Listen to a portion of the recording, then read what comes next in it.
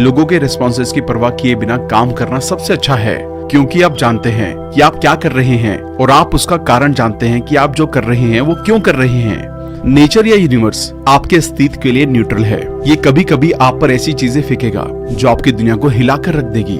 इसे एक्सेप्ट करें। फेलियर्स और यहाँ तक कि बहुत बुरी परेशानियां भी लाइफ का हिस्सा हैं। जिंदा रहने का मतलब ये है कि हर कोई उन्हें एक्सपीरियंस करेगा। अगर आप कोई दयालु और अच्छा काम करते हैं, बस उसे करते रहें। लोग एक दिन उसे जरूर पहचान जाएंगे। इसे फ्यूचर में मिलने वाले अच्छे रिजल्ट की उम्मीद में करें। अच्छे काम अपने आप में एक गिफ्ट हैं जो अच्छी लाइफ की तरफ ले जाते हैं। सच्ची खुशी और शांति निस्वार्थ मन से काम करने में है, क्योंकि आपका काम सद्गुण के साथ काम करना है। लोगों की परवाह किए बिना अच्छा काम करें और दूसरे के बुरे एक्शन से अपने रास्ते को भटकने ना दें। हम रियलिटी से कहीं ज्यादा बार अपनी इमेजिनेशन में दुखी होते हैं। आज हम मेडिटेशन बुक के बारे में बात करेंगे, जिसे मार्कस ऑरेलियस ने लिखा है। मेडिटेशन एक पर्सनल राइटिंग की सीरीज है जिसे मार्कस ऑरेलियस ने लिखा था, जो कि AD 161 से 180 तक रोमन एम्परर थे। ग्रीक में लिखी गई मेडिटेशन कभी भी पब्लिकेशन के लिए नहीं थी। इसे ऑरेलियस के मरने के बाद ढूंढा गया था और तब से ये स्टोइक फिलॉसफी की सबसे ज्यादा पढ़े जाने वाले कामों में से एक बन गई। स्टोइकिज्म एक ऐसी सोच है जो पर्सनल क्वालिटीज, सेल्फ डिसिप्लिन और उन चीजों को समझने और एक्सेप्ट करने की इंपॉर्टेंस पर जोर देती है जो हम बदल नहीं सकते। ये स्टोइक प्रिंसिपल्स और प्रैक्टिसेस को समझने में हेल्प करती है। मार्कस ऑरेलियस के लाइफ, डेथ और हैप्पीनेस के बारे में थॉट्स आज भी उतने ही रेलेवेंट हैं जब वो 2000 साल पहले लिखे गए थे। नेचर और सफरिंग और इनर स्ट्रेंथ की इंपॉर्टेंस के बारे में उनकी समझ मुश्किल टाइम में कंफर्ट और गाइडेंस का एक सोर्स है। लेकिन इससे पहले कि हम इस वीडियो के बारे में और डिटेल में जानें, अगर आपने अब तक हमारे चैनल को सब्सक्राइब नहीं किया है तो इमीडिएटली चैनल को सब्सक्राइब जरूर कर दें, ताकि आप हमारे उस मिशन का हिस्सा बन पाएं जहां हमारा गोल किताबों के जरिए करोड़ों लोगों की जिंदगी बदलना है। हमारी वीडियोस कभी कभी थोड़ी लंबी हो सकती है, क्योंकि हम बुक और कंटेंट की क्वालिटी पर कभी भी कॉम्प्रोमाइज नहीं करते। इसलिए वीडियो को एंड तक देखना बहुत जरूरी है। तो चलिए फिर शुरू करते हैं। किसी से खराब बिहेव या आलोचना मिलने पर आमतौर पर दो तरह से रिस्पॉन्स किया जा सकता है। एक, बदले में उसकी ही तरह उसे गलत कहना, और दूसरा, ये मान लेना कि शायद वो सही है और अपनी गलती को सुधारना। ऐसी सिचुएशन में जब आपको लगता है कि गलती उनकी है तो शिकायत ना करें, बल्कि ये मान लें कि वो गुमराह हैं और उन्होंने गलती की है। खुद को याद दिलाएं कि आपने कितनी गलतियां की हैं। आपने जब अपनी लाइफ में गलती की तो किसी ने दया करके आपको सुधरने का मौका दिया, इसलिए आप सुधर पाए। इसलिए हर तरह से उनके साथ दया करते हुए बताएं कि उन्होंने कहाँ गलती की है, और ऐसा प्यार से करें, ना कि अपने दिल में नफरत के साथ या देखने वालों पर इम्पैक्ट डालने के लिए। अगर ये काम नहीं करता है तो खुद से पूछें कि नेचर ने हमें इस तरह की कमियों का मुकाबला करने के लिए कौन सी क्वालिटीज दी हैं। एग्जाम्पल के लिए, बेरहमी को कंट्रोल करने के लिए नेचर ने हमें दयालुता दी है। बहुत कम लोग लगातार अपने लिए बेरहमी से बिहेव करते हैं, लेकिन दूसरों की गलती पर अक्सर बेरहम हो जाते हैं। जब तक पॉसिबल है दयालु बने रहें, चाहे कुछ भी हो जाए। अगर आपने गलती से किसी धोखेबाज इंसान पर भरोसा कर लिया है तो गलती अपने ऊपर ले। गलती आपकी है। पहचाने कि दुनिया में धोखेबाज और बुरे लोग मौजूद हैं। उनसे भरोसे की उम्मीद करना बेवकूफी है। अपने आप से कहें, मैंने उनमें से एक ऐसे इंसान का सामना किया है। ऐसे लोग टाइम टाइम पर आते जाते रहेंगे। मैं इनसे बचूंगा और माफ करके आगे बढ़ूंगा, क्योंकि आप जानते हैं कि इंसान जो भी बुराई करता है उससे सिर्फ आपकी आत्मा को नुकसान पहुंचता है।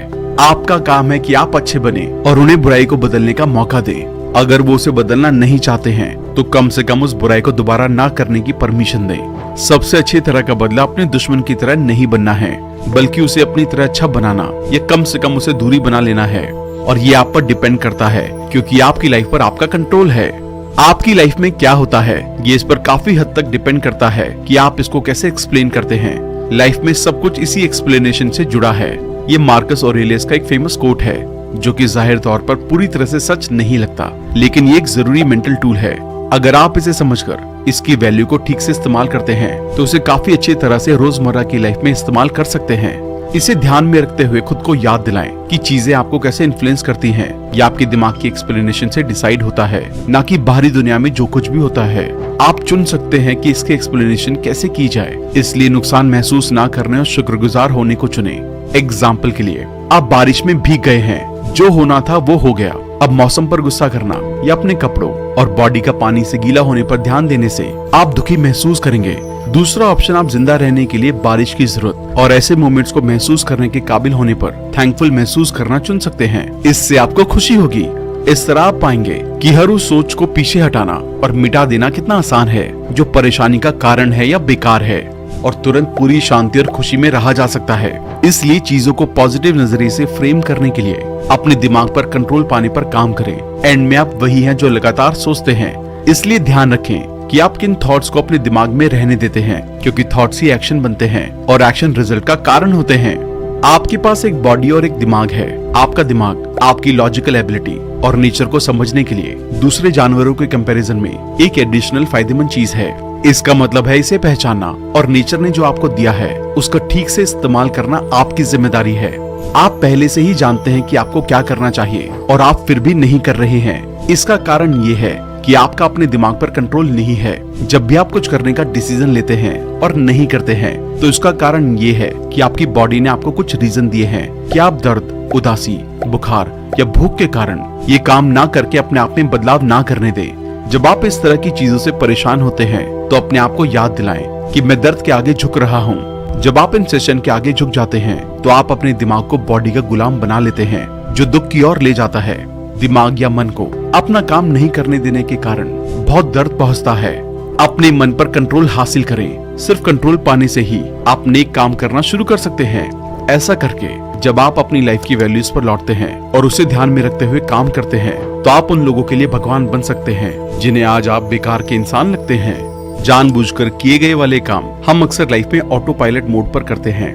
हम जो भी काम करते हैं उनमें से ज्यादातर के बारे में हम सोचते भी नहीं हैं। इनमें से ज्यादातर एक्शन बिना किसी वैल्यू के बेस पर बस कर दिए जाते हैं, जिससे कई बार हम पर्पस से भटक जाते हैं। ऐसे किसी भी मामले में खुद से पूछें, क्या आप प्रेजेंट में अपने दिमाग का इस्तेमाल कर रहे हैं या एक बच्चे या अत्याचारी या जानवर की तरह सिर्फ काम किए जा रहे हैं? आपके इस तरह से काम करने के क्या कारण हैं? अगर आप अपने एक्शंस को कंट्रोल कर सकते हैं, सोच सकते हैं और ऑर्गेनाइज तरह से काम कर सकते हैं तो आपकी लाइफ टेंशन फ्री होगी।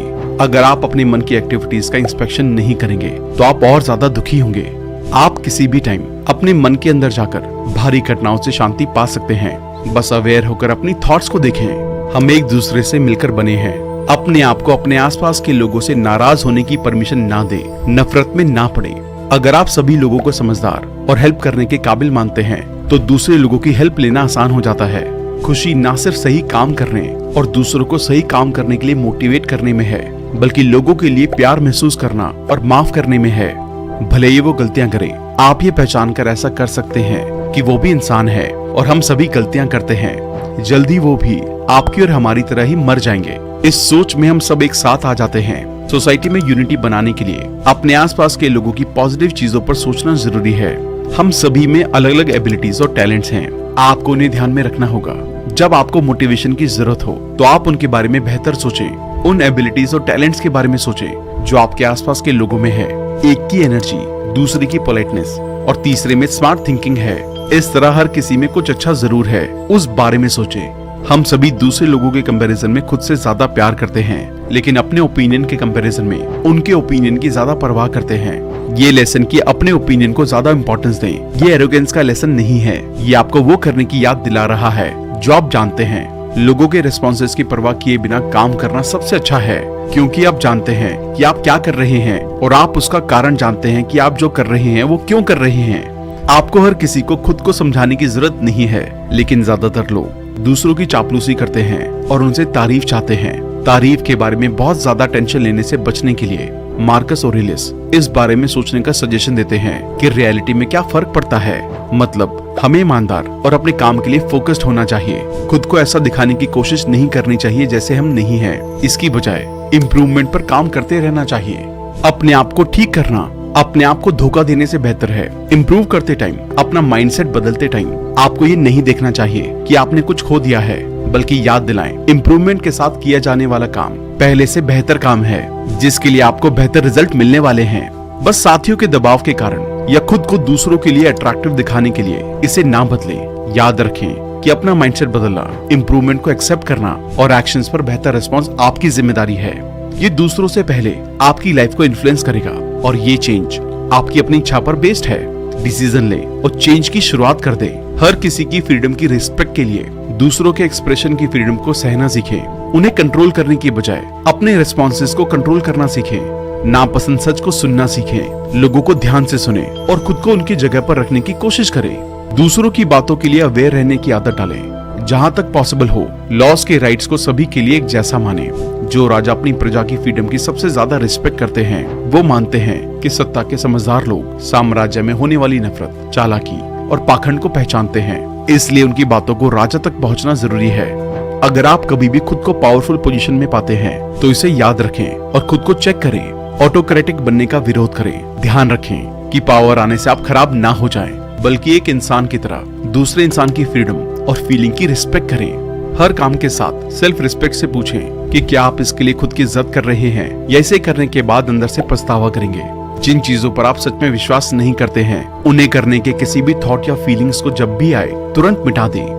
सेल्फ रिस्पेक्ट के साथ एथिक्स का ख्याल रखें। खासकर जब आप गुस्सा हों तो याद रखें कि जिन लोगों को आप पसंद करते हैं उनकी फीलिंग्स से आगे झुकने से आपकी मर्दानगी में कोई कमी नहीं आएगी। ये मैनर्स और दयालुता ही है जो एक इंसान को डिफाइन करती है, और एक इंसान जिसके पास ये क्वालिटीज है उसके पास सच में ताकत और साहस है। ऐसे लोग अपने आप को ना तो अत्याचारी बनाते हैं ना ही किसी इंसान का गुलाम बनते हैं, और चाहे कुछ भी हो शिकायत करने से बचें। अगर आप कर सकते हैं तो बिना शिकायत किए अपना काम करें और उस शिकायत की वजह को ठीक करने की कोशिश करें। अगर कुछ बुरा होता है तो बस अच्छा कहें। ये देखें इससे क्या नए मौके खुलते हैं। ये पहचानें कि किसी घटना पर आपकी एक्सप्लेनेशन कैसे उसे इन्फ्लुएंस करती है। क्या इससे आपको दुख होता है या खुशी होती है। जब किसी मुश्किल का सामना करें तो एक कदम और आगे बढ़ें और पूछें कि इस बारे में आपकी एक्सप्लेनेशन या सोच कैसी है। उस एक्सप्लेनेशन को पॉजिटिव नजरिए से देखने से आपका अच्छा फायदा हो सकता है। जब आप मुश्किल से मिल सकने वाले मौकों के बारे में सोचने पर ध्यान देते हैं तो मन आपके इन पर्पस के अकॉर्डिंग अपने आप ढल जाता है। मुश्किल ही रास्ता बन जाती है। हर एक घटना नई पॉसिबिलिटीज पैदा करती है, और जब कुछ बुरा होता है तो अपने आप से अच्छा कहना और नया मौका तलाश करना शुरू कर देते हैं। नेचर या यूनिवर्स आपके अस्तित्व के लिए न्यूट्रल है। ये कभी कभी आप पर ऐसी चीजें फेंकेगा जो आपकी दुनिया को हिलाकर रख देगी। इसे एक्सेप्ट करें। फेलियर्स और यहाँ तक कि बहुत बुरी परेशानियां भी लाइफ का हिस्सा हैं। जिंदा रहने का मतलब ये है कि हर कोई उन्हें एक्सपीरियंस करेगा, क्योंकि ये घटनाएं भगवान और भाग्य के हाथों में हैं। इसलिए आपको उनके घटित ना होने की उम्मीद और प्रार्थना नहीं करनी चाहिए, बल्कि उम्मीद और प्रार्थना करनी चाहिए कि जब वो ऐसा करें तो उनका मजा लेने के लिए आपके पास कैरेक्टर की ताकत हो। कैरेक्टर की ताकत बनाने से लाइफ के दुखी हालातों को कंट्रोल किया जा सकता है। जब वो घटित होती हैं, तो वो उस हेडलाइन की तरह होती हैं, जिसके खिलाफ लहरें लगातार टूटती रहती हैं। आपका मजबूत कैरेक्टर मजबूती से खड़ा होता है और इसके चारों ओर पानी के प्रेशर को कंट्रोल करता है। ऐसा करके वो पहले के कंपैरिजन में और ज्यादा मजबूत हो जाता है और प्रेशर की तकलीफें अगली बार नॉर्मल बन जाती हैं। मुश्किलें ही हैं जो हमें खुद को परखने और हर उस सिचुएशन में मजबूत बनने का मौका देती हैं, जो आपको दुख की तरफ ले जाती हैं। इसलिए परेशानी वाली सिचुएशन में याद रखें, कोई दुख नहीं है, बल्कि आपके एक बहादुर इंसान बनने का एक रास्ता है। यूनिवर्स लगातार फ्लो में है। सूरज के नीचे कुछ भी नया नहीं है। आप जिन चैलेंजेस का सामना कर रहे हैं, दूसरों ने उनका सामना पहले ही कर लिया है। जाहिर तौर पर सोसाइटी और टेक्नोलॉजी आगे बढ़ चुकी है, लेकिन हमारी इंसानी सिचुएशन वहीं बनी हुई है। आपका साथी आपको पहले के लोगों की तरह आज भी धोखा दे सकता है, और आपका दोस्त लाइफ टाइम आपसे पक्की दोस्ती निभा सकता है। प्रमोशन के लिए आगे बढ़ने की होड़, फेलियर से घबरा जाना, ये सभी चीजें पूरी ह्यूमैनिटी ने पहले से एक्सपीरियंस की हैं और आज भी अलग अलग रूपों में कर रही हैं। बजाय इसके कि आप उनके खिलाफ गुस्सा और हैरान होकर किसी को ब्लेम करें और छोटी मोटी घटनाओं को अपने ऊपर हावी होने दें, इससे पहले उस हिस्से को देखें जो सच में मायने रखते हैं। उस पर अपना फोकस करें। उन लोगों को अपनी आंखों के सामने रखें जिन्होंने इसे आपके सामने एक्सपीरियंस किया था और इस पर सदमा, गुस्सा या नाराजगी महसूस की थी। देखें कि अब वो कहाँ है। अगर वो वहाँ है जहाँ पहुँचना चाहते हैं तो ये तरीका ठीक है, अदरवाइज तरीका बदलने की जरूरत है। इस बात पर ध्यान दें कि आप क्या बनना चाहते हैं। टारगेटलेस या खुद को डिस्ट्रैक्ट होने से रुकें। अनब्रेकेबल कमिटमेंट बनाए रखें और एक बार डिसीजन लेने के बाद उस डिसीजन पर डटे रहें। अगर आप शांति चाहते हैं तो कम चीजें बेहतर तरीके से करें। हर काम को ऐसे करें जैसे कि ये आखिरी चीज हो।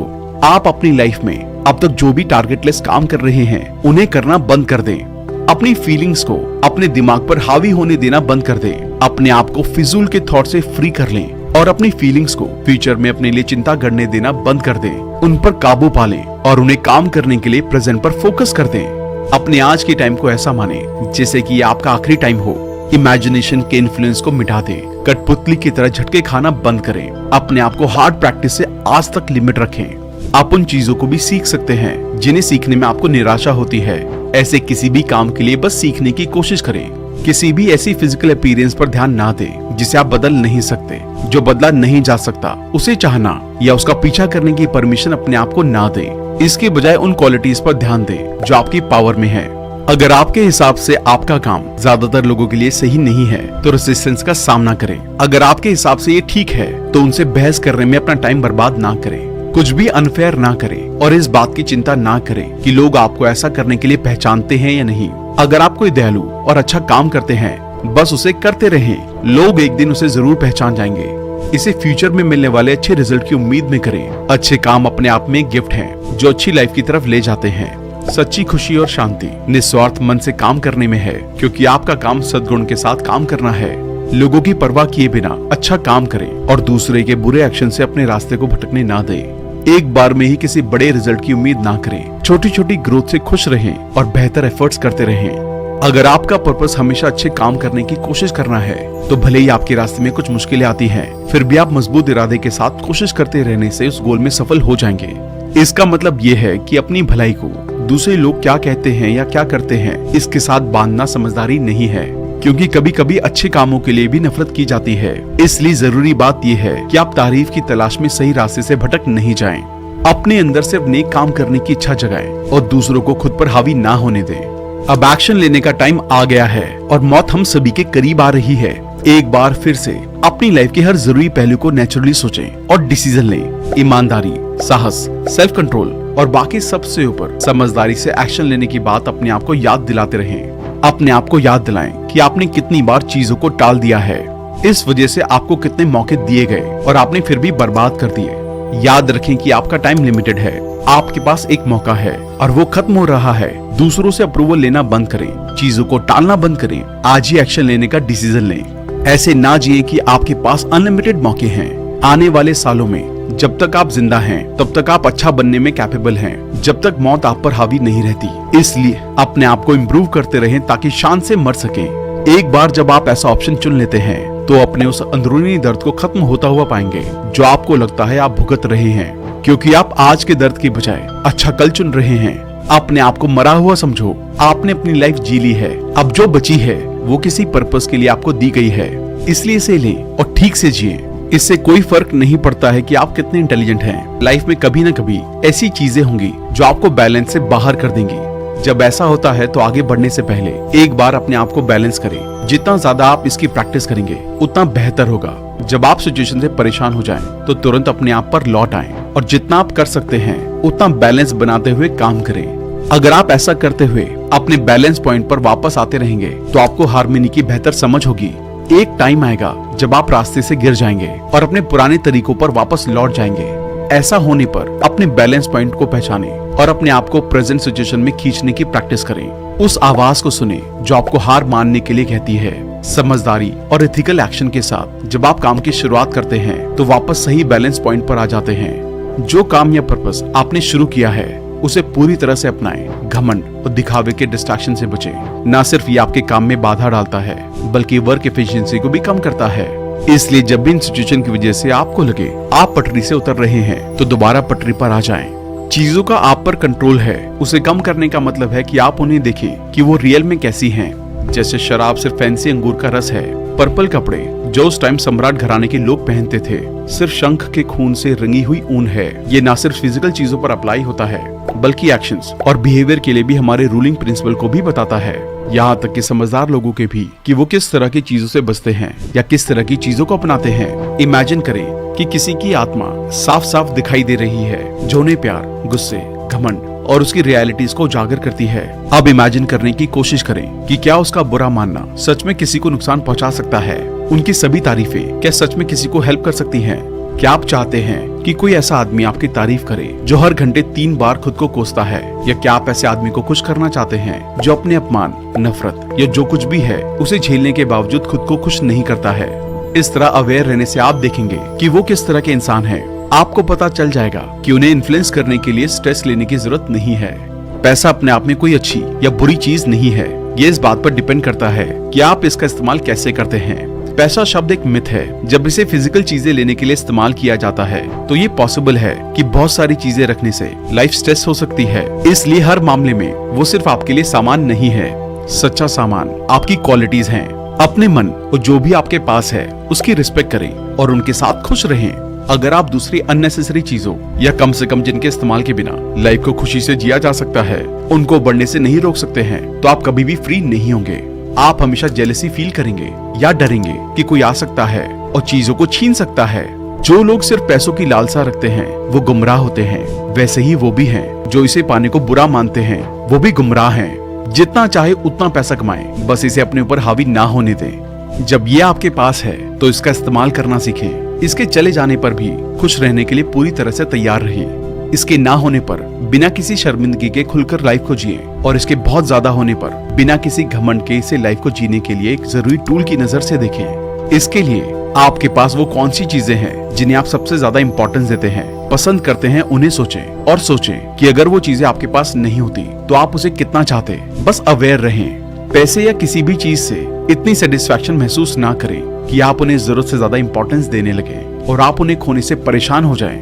बस जो है मन ही मन उसके लिए थैंकफुल रहें और उसके चले जाने पर भी नॉर्मल रहने के लिए तैयार रहें। कुछ अच्छी क्वालिटीज जो हम में से ज्यादातर लोगों में होती हैं, जैसे अपने कैरेक्टर को अच्छा बनाने पर ध्यान देना, पॉजिटिव सोचना, अच्छा नेचर, मजबूत कैरेक्टर, दया करना, दान देना, खुश रहना, खुशी फैलाना, एजुकेशन में इन्वेस्ट करना, ज्यादा करना और कम की उम्मीद रखना, दूसरों के मामलों में दखल ना देना और बुराई करने वालों से दूर हो जाना, खुद को जरूरी कामों में बिजी रखना, जितना हो सके अपने कीमती टाइम को जरूरी बातों या काम में लगाना, फालतू चीजों में टाइम बर्बाद ना करना, आसान शब्दों में और सीधे तौर पर अपनी बात कहना, बोलने की आजादी को बरकरार रखना और जिन लोगों से आपका झगड़ा हो गया है जब वो तैयार हों तो उनके साथ शांति बनाकर रखना।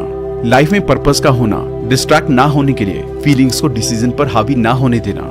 ये सभी क्वालिटीज अगर आपके अंदर हैं तो इनके लिए थैंकफुल रहें। अगर नहीं है तो इन्हें अपनी लाइफ में अपनाएं और फिर थैंकफुल रहें। इसके अलावा सेल्फ रिस्पेक्ट को खोए बिना ग्रैटिट्यूड को दिखाएं। दिखावा किए बिना तारीफ करें, बहाना ना बनाएं। टीचर की रिस्पेक्ट करें, बच्चों के साथ वैसा बिहेव करें जैसा आप चाहते हैं कि वो करें और लोगों को लगातार इंप्रूव करने में हेल्प करें। एंड में इस बारे में सोचें कि आपका रोल मॉडल कौन है या कैसा होना चाहिए, आप भी वैसे बने।